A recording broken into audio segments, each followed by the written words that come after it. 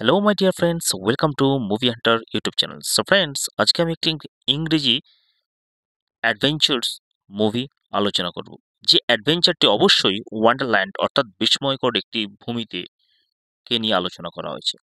Luis ক্যারলের classic উপন্যাস Alice adventures in Wonderland অবলম্বনে নির্মিত অ্যালিস ইন ওয়ান্ডারল্যান্ড সিনেমাটি 2011 সালে পরিচালক টিম বার্টন নির্মাণ করেছেন। এটি ডিজনির 1951 সালের অ্যানিমেটেড সিনেমার লাইভ অ্যাকশন রিমেক এবং একই সঙ্গে উপন্যাসের একটি নতুন ব্যাখ্যা। এই সিনেমায় মূলত কিশোরী অ্যালিসের বিস্ময়কর এক জগতে প্রবেশ এবং সেখানে তার দুঃসাহসিক অভিযানের গল্প বলা হয়েছে। মুভিটি মূলত 19 বছর বয়সী অ্যালিস কিংসলি ইংল্যান্ডের অভিজাত পরিবারে জন্মগ্রহণ করেন। ছোটবেলা সে প্রায় স্বপ্ন দেখে একটি অদ্ভুত জগতের দৃশ্য দেখতে, যেখানে বলা হয় খরগোশ কথা বলতে শোনা যায়, হাস্যময় বিড়াল এবং একগুচ্ছ অদ্ভুত চরিত্র সেখানে ছিল। একদিন তার বাবা মারা যাওয়ার পর তার মা তাকে এক ধনী সম্ভ্রাম্য ব্যক্তি হ্যামিস অ্যাসকট এর সাথে বিয়ে দেওয়ার আয়োজন করেন। বিয়ের প্রস্তাব পাওয়ার সময় অ্যালিস খেয়াল করেন একটি সাদা খরগোশ কোট পরে দৌড়াচ্ছে। কৌতূহলী অ্যালিস তাকে অনুসরণ করতে করতে একটি খরগোশের গর্তে পড়ে যায়, আর তখন শুরু হয় তার অবিশ্বাস্য যাত্রা। অ্যালিস পড়ে যায় এক রহস্যময় জগতে, যা আন্ডারল্যান্ড নামে পরিচিত। এখানে সবকিছু অদ্ভুত আর বিস্ময়কর। প্রথমে সে দেখে একটি দরজা যা খুব ছোট এবং তার পক্ষে প্রবেশ করা সম্ভব নয়, কিন্তু এক বোতলে লেখা ড্রিঙ্ক মি, আমাকে খাও, এই তরল পান করতেই অ্যালিস ছোট হয়ে যায় এবং দরজার ভিতর দিয়ে প্রবেশ করে ওয়ান্ডারল্যান্ডে পৌঁছে যায়। ওয়ান্ডারল্যান্ডে এসে অ্যালিস বিভিন্ন বিচিত্র চরিত্রের সঙ্গে দেখা করে।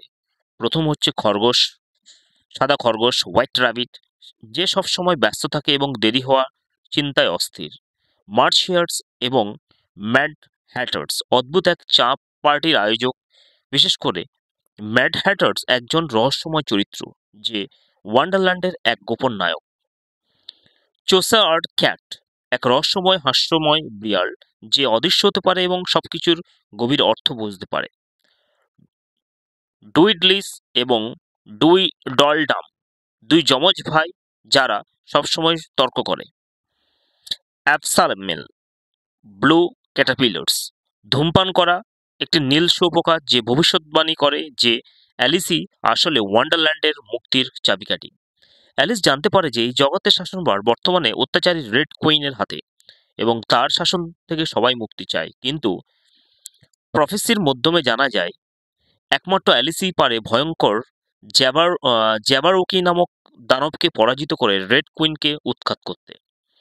ওয়ান্ডারল্যান্ডের রেড কুইন বা ইরা সেভেথ একজন নিষ্ঠুর শাসক, যে তার বিরোধীদের অফ উইথ দেয়ার হেডস বলে শাস্তি দেয়, অর্থাৎ শিরচ্ছেদ করে ফেলো। তার সেনাপতি স্টে অফ হার্টস এবং বিশাল আকৃতির কার্ড সৈন্যদল তাকে রক্ষা করে। রেড কুইন জানতে পারে যে অ্যালিস ফিরে এসেছে। অন্যদিকে হোয়াইট কুইন বা মেরিনা, যিনি দয়ালু এবং শান্তিপ্রিয়, তিনি প্রকৃত অধিকারী এবং এই সিংহাসনের। তিনি চান অ্যালিস জ্যাবারওকিকে পরাজিত করুক এবং রেড কুইনের রাজত্ব শেষ হোক। অ্যালিস যখন সত্যি খুঁজতে থাকে, তখন রেড কুইনের বাহিনী ম্যাড হ্যাটারকে বন্দি করে নিয়ে যায়। অ্যালিস সাহস করে রেড কুইনের দুর্গে প্রবেশ করে এবং সবার সামনে নিজেকে উপস্থাপন করে এক সাধারণ মেয়ে হিসাবে, যাতে রেড কুইন তাকে বিপজ্জনক না ভাবে। কিন্তু একদিন তার আসল পরিচয় ফাঁস হয়ে যায় এবং রেড কুইন তাকে হত্যা করার নির্দেশ দেয়। তবে চেশায়ার ক্যাটের সাহায্যে অ্যালিস পালাতে সক্ষম হয় এবং হোয়াইট কুইনের দুর্গে পৌঁছায়। অবশেষে সেই দিন আসে যেদিন অ্যালিসকে জ্যাবারওকির বিরুদ্ধে যুদ্ধ করতে হবে। সে প্রথমে দ্বিধাগ্রস্ত হলেও হোয়াইট কুইন তাকে সাহস দেয় এবং ভোরপাল তলোয়ার ভোরপাল সোর্ড হাতে তুলে দেয়। অ্যালিস তার ভয়কে জয় করে এবং দীর্ঘ লড়াইয়ের পর জ্যাবারওকির মাথা কেটে ফেলে। এই জয়ের ফলে রেড কুইনের ক্ষমতা শেষ হয়ে যায় এবং হোয়াইট কুইন আবার ওয়ান্ডারল্যান্ডের সিংহাসন ফিরে পায়। রেড কুইন ও তার অনুগামী স্টে অফ হার্টসকে নির্বাসিত করা হয় এবং ওয়ান্ডারল্যান্ডের সবাই স্বাধীনতার আনন্দে মেতে ওঠে। যুদ্ধের পর হোয়াইট কুইন অ্যালিসকে ওয়ান্ডারল্যান্ডে থাকার প্রস্তাব দেন, কিন্তু অ্যালিস বুঝতে পারে তার নিজের পৃথিবীতে ফিরে যাওয়া উচিত। অ্যালিস আবার সেই ছোট দরজা দিয়ে ফিরে এসে বাস্তব জগতে প্রবেশ করে।